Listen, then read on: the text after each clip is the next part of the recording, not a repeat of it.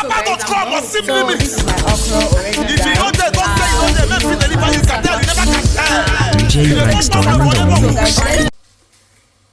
So this is my okra already diced, and this is my sakwa fish and sakwa pepper. So guys, let's get right into the pot. My meat is already on fire, as you can see my sakwa meat. Guys, don't criticize me, I know sabi cook. Then I'm adding my fish. Yes, I'm adding my fish and also the pepper. Yes, also the pepper. This is how I cook mine. I don't want to come and say anybody saying this is my own method. This is my own method of cooking. When I mean sakpa, this is sakpa. The okra is sakparin. So guys, actually I've been craving for okra, and I just decided to use what I have, to get what I want. I'm not meaning the other side, I mean in food aspects, to manage what I have, to cook what I want to eat. So that is it.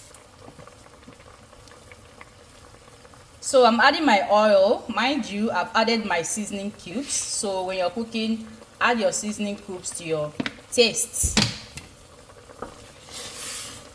Add to your tastes.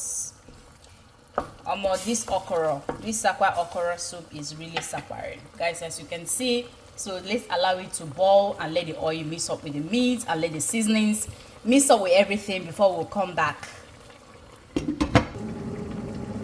So I'm adding my okra now.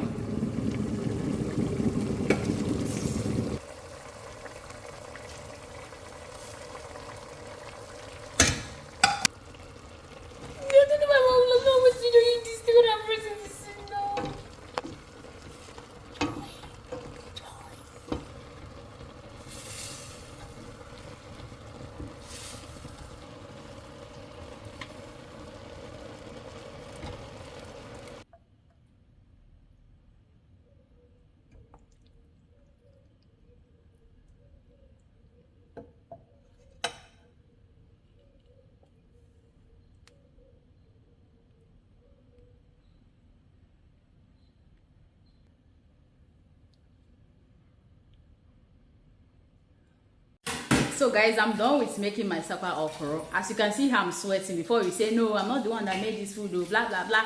So tell me in the comment section, will you be trying out this my method of cooking Sapa okra, or there's other method that you can cook your own Sapa okra? So guys, this is the end product of this okra.